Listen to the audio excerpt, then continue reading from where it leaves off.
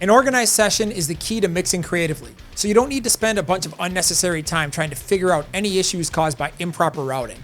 Nick also explains why he uses VCAs, something that's overlooked by many but can be a real help to gain control over the different elements in a mix. Check it out and maybe try using VCAs in your next mix.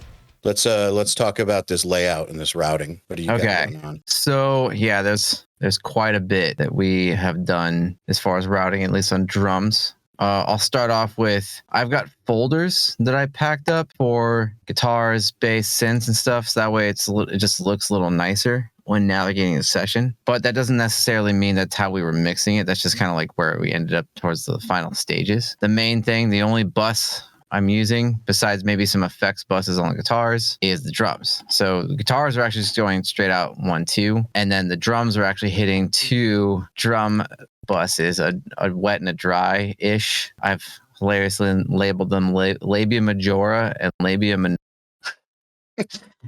But on these, I've got literally they're both listening on the same bus and just doing slightly different processing there. And then within there, as you can see, I've got a decent amount of like these triggers deactivated that, I printed and sent in the stems folder or the multi-track folder.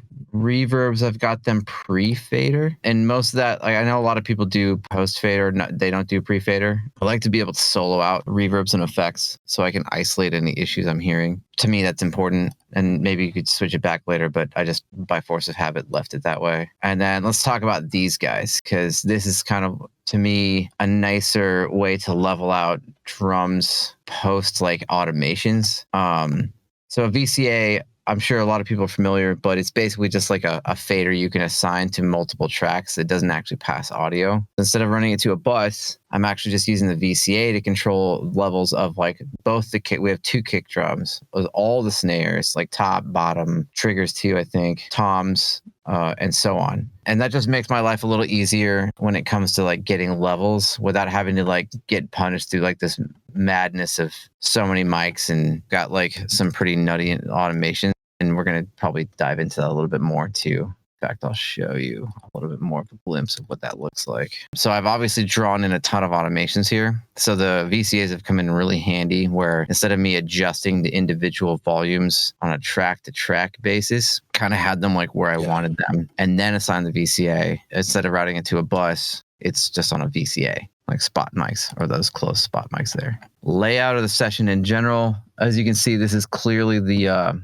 production session. We didn't really like rename a whole lot of stuff like I did for you guys for the multi-tracks. And I kind of did want to keep it this way to show you a little bit more of the process. I gave everybody, all the rooms we were given, so we can kind of explain like why we chose not to use these. And then with that's guitars, an important point. Like, just because you get a lot of rooms doesn't mean you got to use them all. Yeah, and there's a point to us not using those. A lot of people say like, oh, like more rooms is your drum sound, and that's definitely a thing. We started off with the rooms and the overheads and then moved into shells from there. But in this case, there was just a lot of content to work with and a lot of phase to have to battle, or flamminess from like the distance of the microphones. Especially in this case, I think it's mostly the control room. We couldn't really hear phase relationship between these guys. So like, it's not like we measure them out into an exact science. It was more like they put up some room mics in that control room. It's a little phasey. So even if they were out of phase, I don't think we would have been able to like tell in that moment. And then same thing with guitars. There's going to be a lot of situations that you get, and I did this to myself. See that nothing is labeled, or there's some color coding, but it's really just about getting familiarized with like the layout of a mix per se. And I think it's like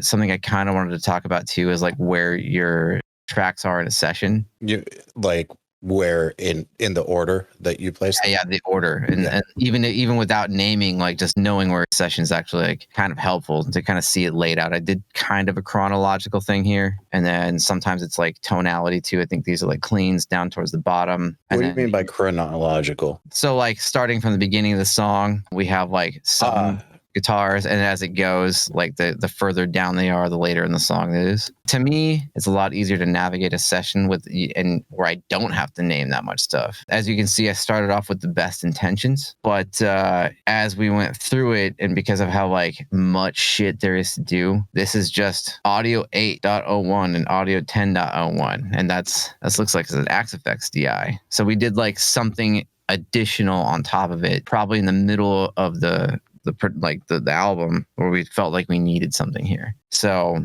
not all of them are going to be named. I've definitely gotten sessions where it's just all this .dupe like 2000, like a million unnamed tracks. And I think it's just kind of like something that everybody's going to run into. And I wanted to kind of point that. I think it also happens due to like a lot of experimentation. We might have initially started with like, here's these 6 guitar tracks. And then all of a sudden, after however many reamps or however many possible potential commitments, it's like all of a sudden we have 24 tracks of guitars. Yeah, and like if someone's trying to be creative, they're not going to want to wait around and name it like Morgan amp or Soldano amp .01, whatever microphone it is in there too, like trying to get the business. So that is something I wanted to touch on. It's like creativity is messy and it's okay. It doesn't have to be like everything's just perfect all the time, at least in that world. No, and especially if you have a way of understanding it, that's really what matters. Right.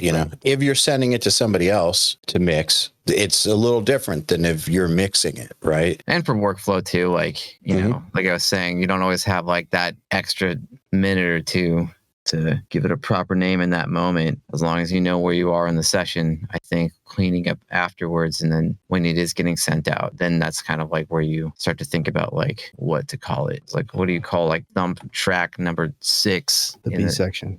In the section, whatever, macro 1 or macro 2, like you kind of have to like be a little more careful with that. So I think I renamed them for what I sent to the multi-tracks, what I thought that was appropriate. But some of them were just like what we use. So the ones that were already like labeled. I mean, at some point, you just got to make a decision. Is when you have that many tracks and that many options, you just got to pick something naming wise and go. Yeah, I try to be as descriptive in a short amount of words as possible in the naming. Yeah, that's basically the routing. It's not like anything crazy. Like again, another pre-fader send to an aux track. I'm not actually running any of the guitars or any of the basses to a sub mix. And the reason I'm doing that is because I, like a lot of people, succumb to the temptation. And if I put a bunch of guitars to an aux track, I'm going to put shit on that aux track. And so to force myself from doing any more processing than already is happening, I'm limiting how much I'm able to. So that's why you're using VCAs? Yes, exactly. I mean, also there's like a latency thing too. At the time, Pro Tools was terrible about this. Now they've gotten better, but the sidechain delay compensation and the bus delay compensation, it's still not like perfect, but it was really bad when we did. So, dude, it was unusable at one point in time. Yeah, you like had to like go in and turn them off or like manually time them yourselves. And I just, you're trying to be creative and you're trying to like get work done. I'm not going to sit around here and like do math while the band's here. Yeah. Well, I definitely have though. They're doing math. I could do math too. 6 to 7 though. After that, we don't really know numbers.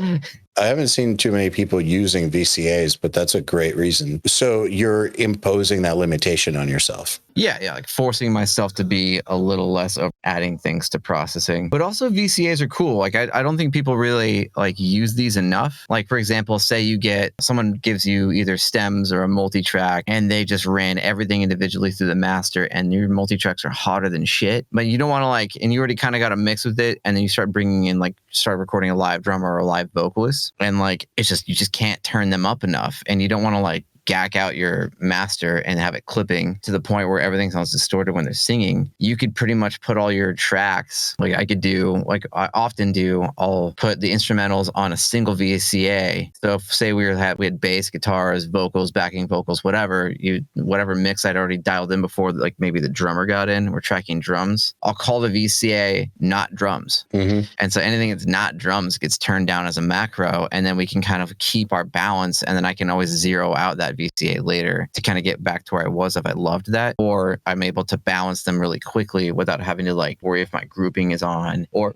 I feel like also VCAs can help a little bit with like kind of the final balance. Something like this has so many tracks. There's so many layers that, like we said before, everything is very deliberate, right? So if there's a little volume increase, it's pretty deliberate. So to adjust any micro adjustments can have a big impact if you do it on the track, where the VCA allows you to have just this macro control, especially towards the end of the mixing process. Someone in the chat just said using VCAs also won't mess up your FX send levels on individual tracks when doing fader moves, whereas moving a group fader would change the dry-wet balance, which is a really good point. Thanks, Andrew Lawson. Good boy, Andrew. Yeah, Andrew, you win nothing. just kidding. No, it's a good point.